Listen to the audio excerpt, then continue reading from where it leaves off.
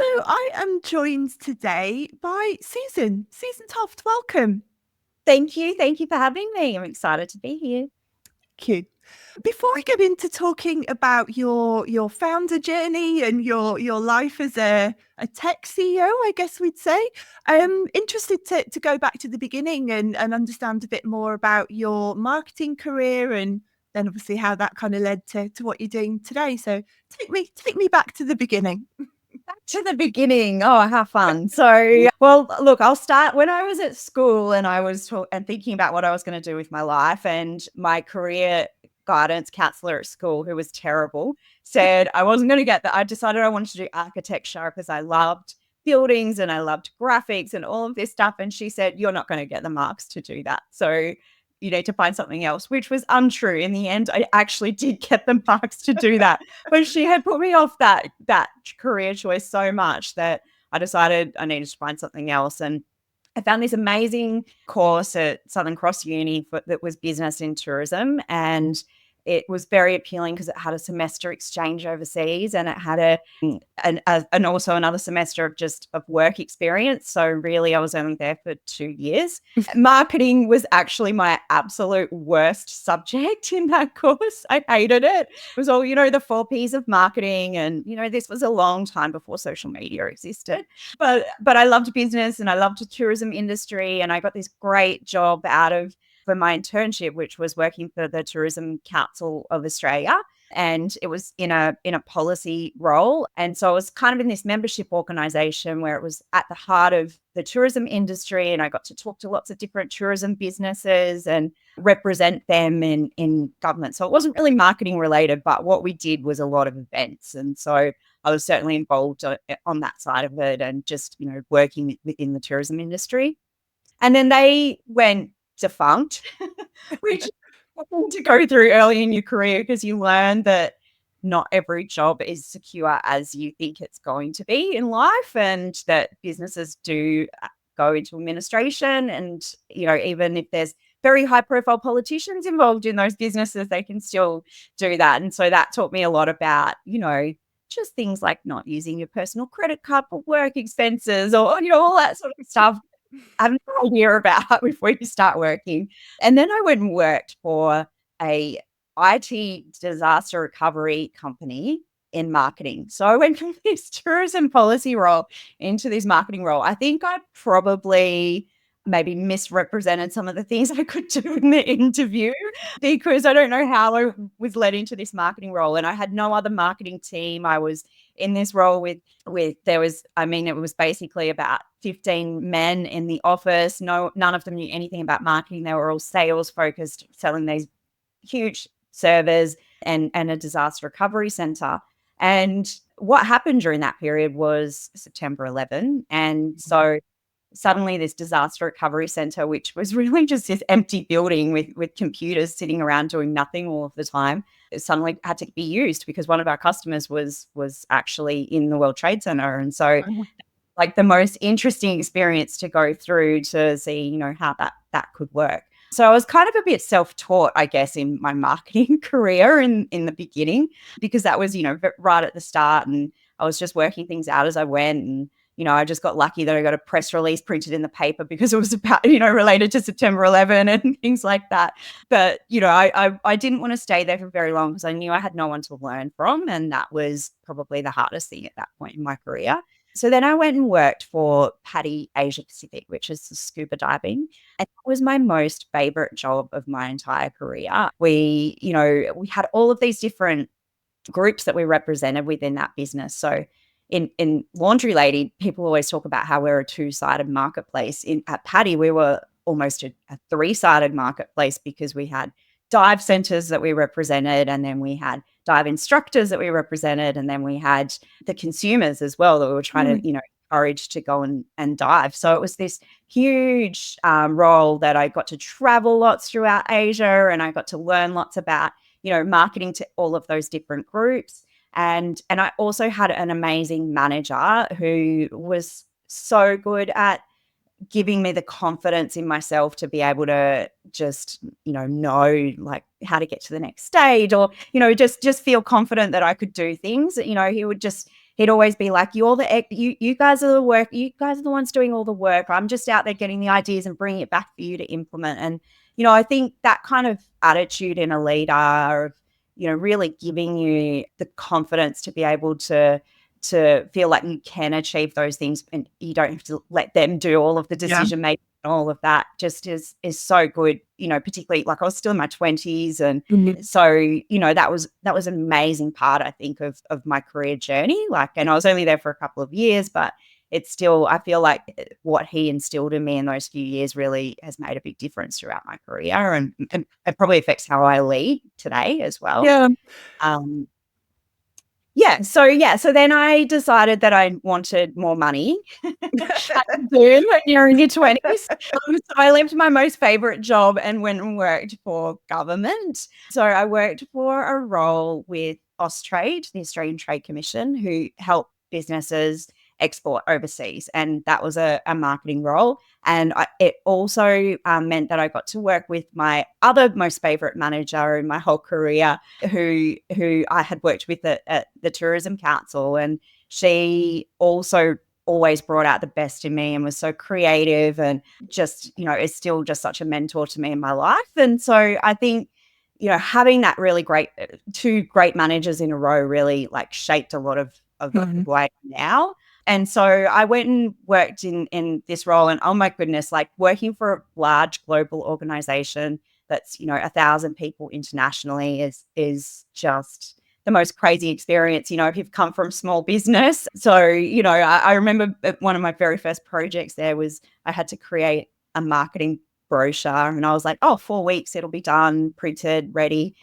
It was a 12-month project because we had to consult with every person in the organization. We had to have branding workshops and committees and all sorts of things just to create this one brochure. So that was, a very big insight into working in government for one, but also working in a large organization and, and all the different things that can come from that. So I was actually at Austrade for 8 years, which is a long time to be in one job, but I became a mum during that period as well. And so, I had maternity leave and came back, and, government maternity leave is always a great thing for flexibility, or so it looks on paper, but sometimes if you don't have the managers who also support that can be, really tough. And that was certainly, the case there, that I felt like that wasn't particularly supported. And, working part-time, having flexibility didn't really come in the same way that the policies said they would. So I was really struggling with that. And so my position was made redundant, which I knew was coming for a long time because there was a whole lot of organization change happening. But by the time that did come, it was such a relief to leave that role. But it also really shaped, I guess, the next part of my journey, which was the laundry lady, because of that total lack of flexibility about, and just the things that come, I think, when you become a new mom and you're really struggling with that career life balance. How do I go back to work, balance my kids, and all of those sorts of things? So yeah, that was kind of the end of that part of my career. I think it's so interesting, and it's often the way, isn't it? Hindsight, the benefit of hindsight is 2020. Even just what you were saying there about Paddy and like the three-sided marketplace, and I guess what you would have learned through that you've now brought into your current business, what you learned from two great managers and how that's influenced you, and then your experience of a lack of flexibility and a lack of life-work balance, as I'm trying really hard to start calling it, rather than work-life balance. But I always think it's really fascinating because I'd imagine at the time they're interesting experiences, they're positive experiences, but you don't necessarily know where they're going to take you. And then sometimes it's only in reverse, it's only with hindsight that you can connect the dots and it makes sense. So true. I had to write this awards application about 2 years ago, and I had to really dig deep into a lot of things about myself and what had shaped me and what shaped me to, do the things that I do. And what I realized when I was writing that was that every job that I'd been in, because they're not, like none of them have been product focused marketing roles. And what I realized was that the common theme across all of those was about helping people in business. At Paddy, it was helping the dive centres with their businesses. At Austrade, it was helping people, go overseas into their businesses. And a few years later, I had to go back to work for a couple of years, and that was, working in the chamber, helping businesses and working around awards programs and helping businesses. So I think that's something I've always been drawn to, and that also is a core part of what Laundry Lady is about. So it's funny how all of those things, shape you and you don't even realize until you sort of stop and really think it through. Yeah, absolutely. It's so true. So tell me about the origin of Laundry Lady. Like where did the idea come from? And also I guess more broadly, whether you'd always had that desire to want to start your own business. Was it something that was always there in the back of your mind? Talk me through it.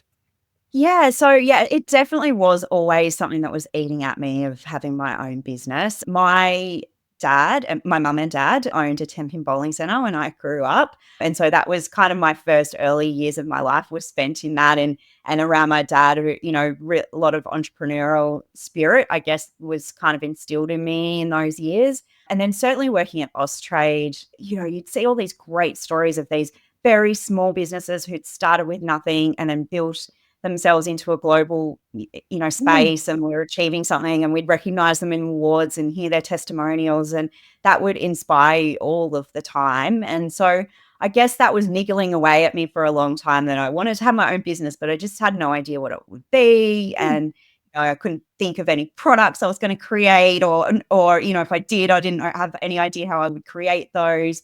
So yeah, it was really just a lack of idea to even know, what that might actually look like. But the redundancy from Australia is really what pushed me. So that came at this really bittersweet time that I knew it was coming. I was waiting for it because I knew it would be a nice payout, but it came the day before we took the keys to our new house. So Oh literally no.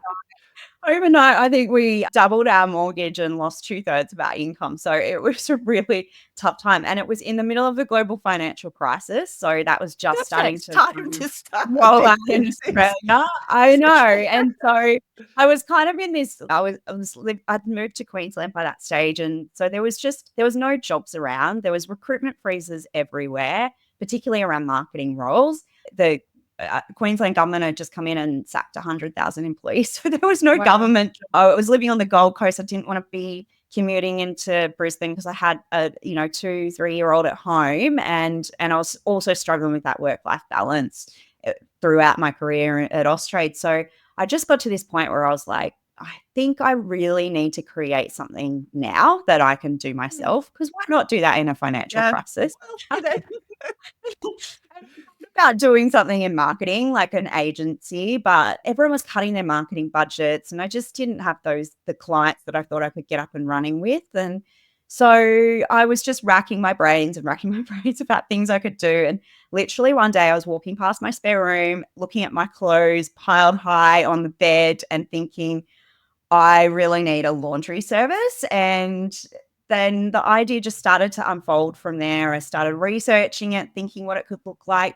I always had this idea right from that point in time that it could be something that I might franchise and Mm, give that opportunity to other, particularly women who, don't have, are at a crisis point of their career, or don't have access to that work and need to have the flexibility around their kids. Like I was spending, more than half of my salary on childcare. Like mm, for people to mm. do it. So I literally got a friend who, well, he was actually a contact who had done a lot of work for me at Austrade and throughout my career, and so I'd sent him a lot of big paying jobs throughout the years, and I said, "Can you do me a website and a logo?" Which he did, and so then Laundry Lady was born, and I became the original Laundry Lady. So I went from this big corporate marketing global career into doing ironing and washing at home, which was the biggest, craziest transition I've ever had in my life.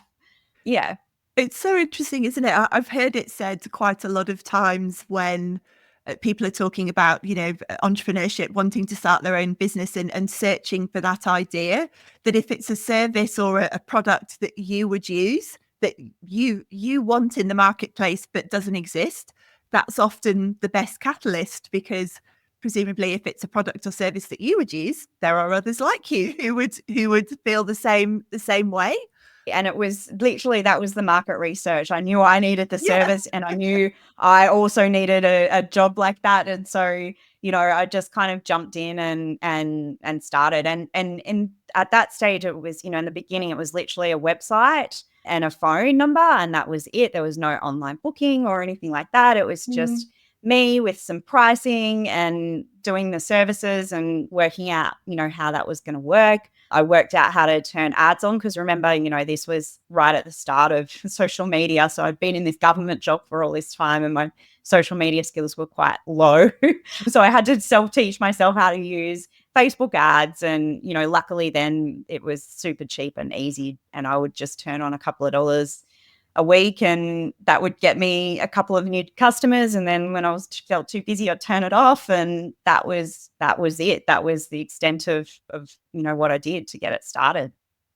It's funny, you joke about the perfect time to start a business in the global financial crisis and all of that kind of stuff, but I think it actually illustrates a really important point that I do wonder whether sometimes people can overcomplicate that. That they're looking for the perfect moment, or the timing's got to be right. I've got to have X amount of savings in the bank, and actually perhaps some of the most potent motivation can actually be necessity of I have to make this work. Like I this have to is make it it. work.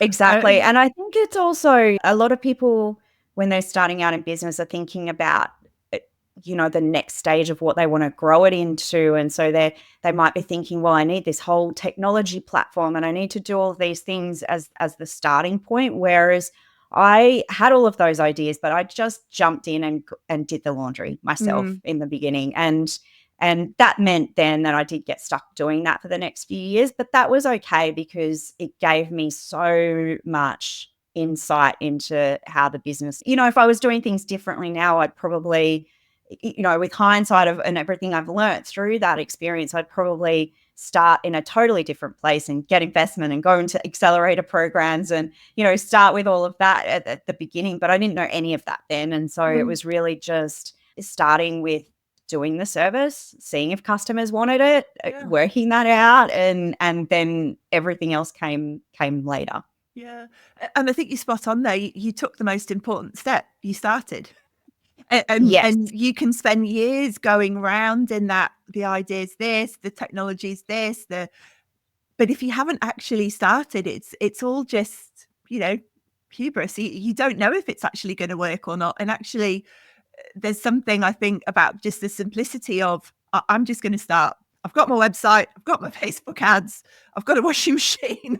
I'm going to start. That you can do, just get started. But I've seen friends invest, a lot of money into creating these products and perfecting them to the, so much, and then getting to the stage where people just don't even want it, and they can't sell it, because they've spent their entire life savings on creating that. And I think, like they talk about minimum viable product, and I think if you can do that, that's probably the best advice to get started, unless you've got, huge investor backing and maybe some experience of creating businesses before. But otherwise, I think, just get in there and see, is this going to work? Do people want this? Do they like it? And then work out the rest. Yeah. And also, as you say, the what you actually learn about the logistics and the functioning of the business and the customer, because you've got that direct kind of customer interface. You're not removed from everything. I think the insight that gives you, even now, I'd imagine, is still useful.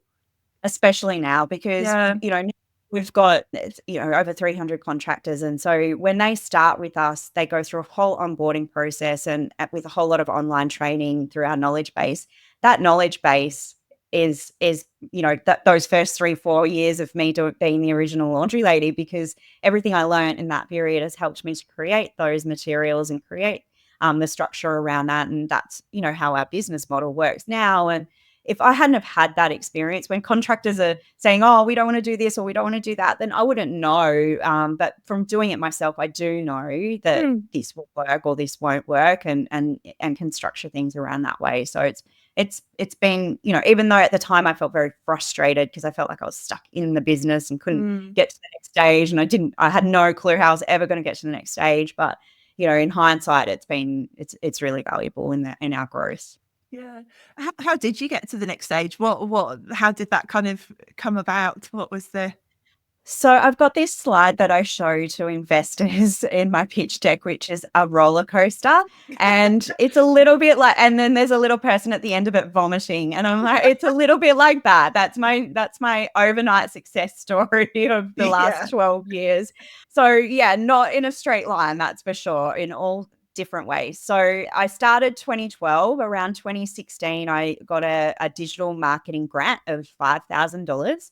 And I went back to my designer and said, I want this Uber platform and this is my budget. And he laughed at me. He said, even at mates rates, you are not going to get anything like that. And so he said to me, go and find an off-the-shelf platform and we can integrate it into the website, and then you can test the next phase. So I guess that was the next minimal viable product. So I found a platform called Timely, which is built for salons and beauty industry and is quite well used within that industry. And that's what we used. And we used that up until 12 months ago. Wow. So it got us a really, really long way. It actually got us to a $6 million business, that platform. Wow. We absolutely outgrew it. We outgrew it probably at least 2-3 years ago. And that brought a lot of challenges and we couldn't customize very much. But that taught the next stage of the business of working out, how the platform could work, what we needed it to do, all of those sort of things. So that was our minimal viable product that then helped transform us into creating our own tech, which is really starting to transform our business now in terms of operational efficiency and all of those kinds of things. So it was this really long journey. So I created got the Timely up and running, got the online booking happening, got my first contractor. I think she was a friend of a friend, sister, and got her started. And I had about I think I had 4 contractors, and then life got in the way and I got divorced and I had to, learn to be a single mum, and I had debt and I had to go back to work full time because I realized I couldn't pay off those debts and build the next stage of the business with having that. So I went back to the career that I knew, and which was marketing. So, I went back and worked in export and worked around some business awards, and then went and worked for a chamber and, worked around events and membership and things like that. So it was another sort of 3 or 4 year period of working, and Laundry Lady just became a bit of a side hustle in that time. And I'd literally, do it all in about 3 or 4 hours a week, turn on some ads, answer customer inquiries, look after my contractors. Grew to about 8 during that time. But I really was struggling at that point about how I was going to transition from full-time income back to the business when, I wasn't at a stage yet where it could support an income for me or replace that income. Yeah. And then COVID hit, and that was the opportunity. So it was almost like being handed this silver platter of, here's JobKeeper that you can have for the next 6 months. And, here's all of these other grants and money we're going to hand out for everything. And so, and I'd always said, if I just had 6 months to focus on it, I can get it to that next stage and commit to it. So it was really this, turning point in, well, it's now or never. I either commit to this now or I let the business go and continue to have a career in marketing or whatever. And yeah, I decided, let's do it. And there's nothing like, the quietness of COVID to sit and do things like write your values and, and start to look at our recruitment process and work out some budget forecasts and, just start to really think through, could this business have legs? Can I make it work? And so it was that period of time which gave me that opportunity. And I think by October that year, I decided to hire my first employee. And it's a big step as well. Yeah. Yes, it was. Yeah. I don't know how I actually paid her. We joke about it. She still works with me now. So she came in a marketing role, which you might think, why would you hire a marketing role as the first role when that's what you have the most experience in? But I also knew it was the most time consuming part. And it was the part that I just felt like I couldn't commit enough time to grow our socials and do all of that really well. And so it's really hard to have a creative brain when you're also trying to run a Yeah. business. And so I brought her into that marketing role, and then that's when the scale began, really. So all And from that also, point. I'd imagine you fully understand the importance of it, because I think that's one of the challenges for a lot of marketers in other businesses, that the business doesn't really understand the value and impact of marketing. But as a marketer, Completely. you absolutely did. So yes, my first employee Absolutely. is going to be a marketing, because that is absolutely integral to And everything you do.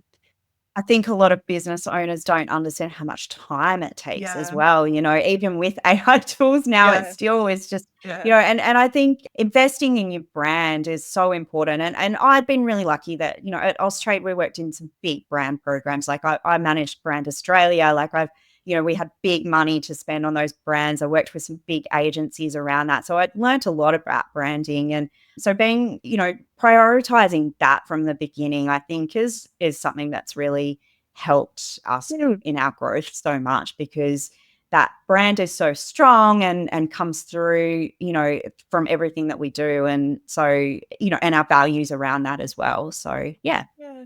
You mentioned the technology side of things and the Timely platform. Was that something that you were, I guess, comfortable with? Did you have a degree of kind of technical knowledge before the business, or is that something that you've really kind of upskilled on as you've gone through?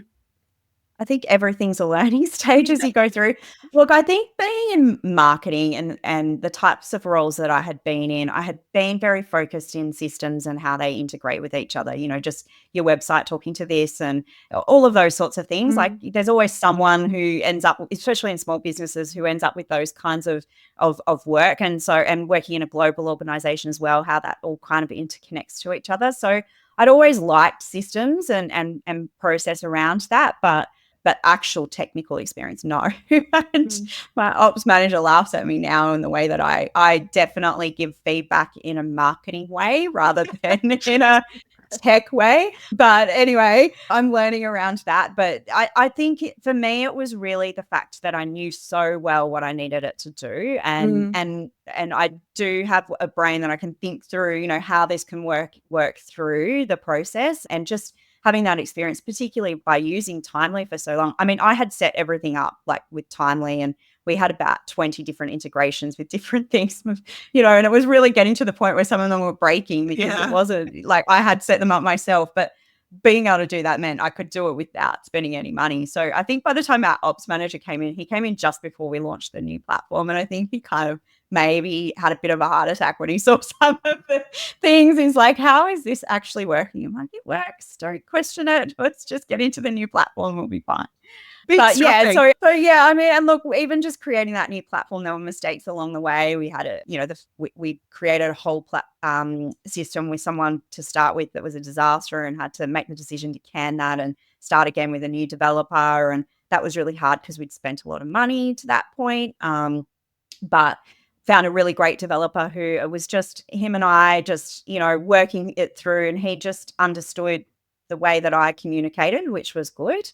Because I don't know that all developers would understand that. Mm. And we got it to a stage where we could launch it. Now my ops manager who's come in, he has come from a very tech background. And so he is much better at the next phase of development. So I still come up with all the great ideas, and then he goes and actually implements them in a really strategic and operational fit way, which is great. So, but yeah, I still do my pretty pictures of marketing input around it.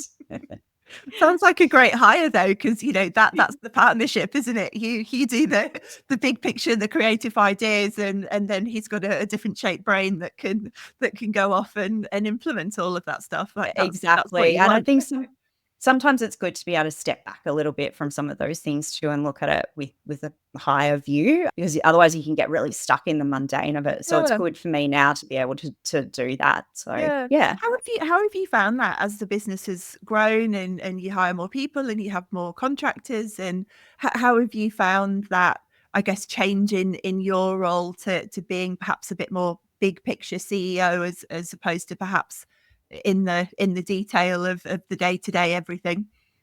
Yeah, I'm definitely going through a big, transition at the moment, I think, around that, because it's about, really trying to step more into a leadership role, not a manager's role, and Mm. which is, two very different things. I think a leader is about inspiring and creating vision and giving motivation and all of those kinds of things, whereas managing is about, looking at the efficiencies and being accountable and all of that.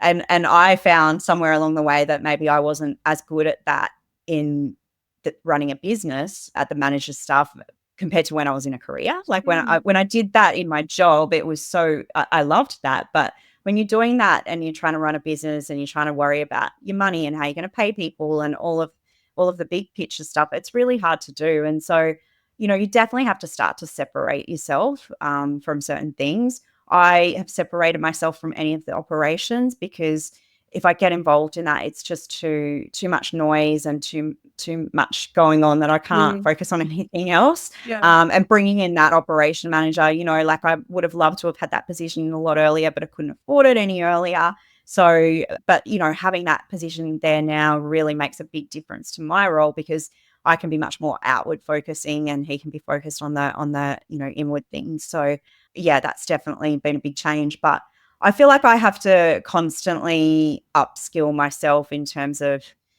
just learning how to be more in the leadership space and what that entails. And I love looking at other people in leadership roles and thinking, what is it that they lean into? And I think, a lot of the time it's leaning into something that you're good at and focusing on that. And for me, that's growth. And so I focus on the growth and in the marketing. But I still have to do all those things like the accounting and paying things to keep me all out on track. Yeah. I think when it comes to leadership, I think observation is one of the really underrated tactics. Sure, you can do a course, you can go and get some training, but observing others, I think is so underrated. And just what you said there, trying to distill what it is in that person that is making them effective. Why are people so influenced? Like, why are people following them? What is it that they're doing? Is it a behavior? Is it I think it's really, really undervalued. Yeah, I would love to there's probably about 5 that I could think of right off the top of my head that I'd love to just follow them around for a Yeah. day and see what their Yeah. day's like and then go, right. I think I would learn so much from that. But anyway, I'll keep stalking them till Yeah, they, exactly. they let me. Maybe slightly creepy, but you touched on brand before, and obviously, given your marketing background, that's been a big focus, and still is. Interested in specifically, I guess the kind of the personal brand side of it, because I think that's always really interesting for particularly entrepreneurs, but also business owners, and also I think a shift in the way that people perceive and interact with brands, that kind of shift to it being about the person, the founder, the CEO, as opposed to perhaps just the overarching brand. Was that something that you really consciously did? No, I think in the beginning I consciously tried not to do it, because putting yourself out there and Scary, in front yeah. of the brand is really scary. And we were talking before we started about the sound of our own voices. Like I hated the sound of my own voice, and putting yourself in front of the camera and doing all those things is really, really like daunting. And somewhere along the line, it just started to happen. And I guess for us with the way that we recruit, that whole like business model is based on the fact that I didn't have flexibility in my life around my kids and I wanted to be able to work from home and be there with my children. And all of the contractors who join us are looking for that same flexibility, whether it's to be around their kids or look after elderly parents, or they just want to be in their home environment, whatever it is. They're not joining because they love doing laundry. They're joining because they want to have this flexible work from home business to be part of. And so putting my story in those messages, like around recruiting those customers, has been really important, so that our contractors, so that they align to those Yeah. values, and also with customers, because customers are using our services because they don't have enough time, and I can definitely understand. So I guess it just sort of evolved that that I had to be part of it. And it definitely has been out of my comfort zone to do that. But I think the more you do it, the more confident you get at it. And it's just practice and practice. And then it just becomes this thing. And I always joke that it's, like Beyonce has her alter ego, Sasha Fierce, and Yes. she her when she goes on stage and might feel a bit nervous or, and I always feel like that. Like it's like this separate alter ego of myself that I've got to put in front of the camera and use for those types of things. But it's definitely, moved that way now. And I heard at a conference last year, LinkedIn were talking about how people are so much more likely to interact with a brand when they know the founder and know their story. So yeah, it's definitely something I've had to become comfortable with. Mm. It's a really, I think, a really important point, because I think from the outside, I think people assume that the confidence to do that comes first, and it's the confidence that allows you to do it. But actually, it's confidence that comes from doing it. And in the beginning, you're nervous, you're scared, it feels a bit, vulnerable putting yourself out there, but you kind of just got to push through it. And on the other side of that is the confidence that comes. And as you say, repetitions over time, you get more used to it. But I think that's one of the reasons that people sometimes don't do it, because they think they're not confident to do it. But I don't think you are. Or it's a very small percentage of people that are confident from the jump. It's the kind of I'm going to do it, and I'm going to figure it out as I go along. As I go. Exactly. I still feel like I need to vomit every time I go on stage to present or anything like that. I don't know if that will ever get easier, but no, probably not. Talking of that, you went on Shark Tank, so talk yes, about and I wanted to vomit that day for sure. So talk about putting yourself out there and putting yourself in a fairly extreme situation, which obviously has a huge upside if all goes well, but also has a potential downside if it doesn't go so well, or they make you as a villain. Ask you some questions that you just can't answer. Tell me about the experience. How was it? That was the ultimate of just putting yourself out there. I mean, I Yeah. literally, I'd always loved Shark Tank and always thought, oh, it'd be so cool to go on there. And it stopped airing for quite a few years, like since I think 2019 it had stopped. And then they suddenly put out an announcement that it was coming back, and they had all new sharks and, like Jane Lou from Showco, I love her. So I was like, oh yeah, just didn't even think about it. Just put our application in. And before I knew it, we were auditioning, and then I was told I was going to be on and had to come up with a set and fly to Sydney and record it. So I never really had very much time to think about it, which was probably the best. Because if I had him, I would have been thinking, oh my God, what if this goes bad? This could be really bad. Because, our business is not at that very early stage of, you haven't even really got a business yet, which a lot of the ones that go on there are. We're much more established, and I just was really worried, what if they say something that hurts our brand, or that it could have gone bad. But I didn't have much time to think about that, so that was the number one great thing. And yeah, it was, I'd never actually pitched to investors before that point. I've done a lot of pitching over the last 12 months, but before that I had never done that. So again, that's probably not the smartest thing, to go on national TV for the very first time and pitch. But and they play this music, and you've got to, like, the Shark Tank music, and you've got to listen to that and then go and stand on this circle and look at these sharks for like a few minutes, right? It's playing, and my stomach, I thought you could be able to hear my heartbeat in the microphone, because I was just so nervous. But and I had to do a 2 or 3 minute pitch, and I was so nervous about remembering that. I'd been really sick and I just couldn't get it. And anyway, I delivered it perfectly, and then went into the questions. And the questions aren't like what you see on TV, where it feels very calm and, like calm.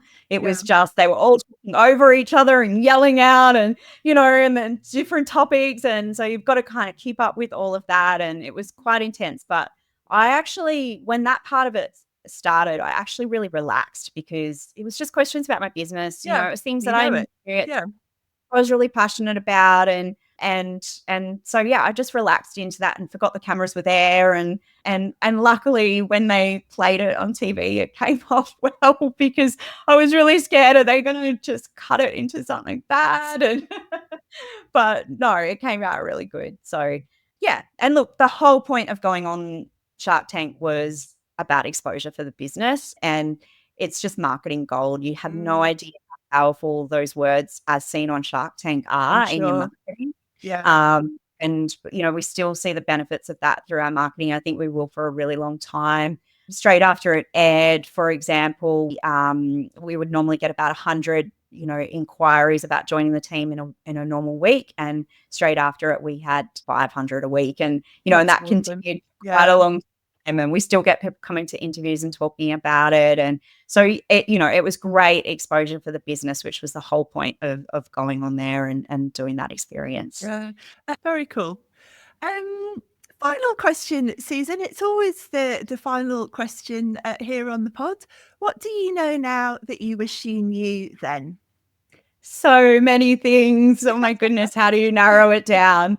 So I'm going to say two things. Firstly, on a more practical level, I would say really understanding the numbers, and that's something I've had to kind of learn along the way a lot. But, like I had experience in budgeting, I had experience in bookkeeping, but actually really, knowing your numbers to the point where you can forecast, and particularly now I'm finding, that knowledge is so important at this growth journey, part of the journey. And so I think, for anyone, like, you don't really learn good basic accounting at school. You learn really useless things, but you don't learn really great accounting. And I think that is something on a real practical level that would be very useful at the start of your business journey.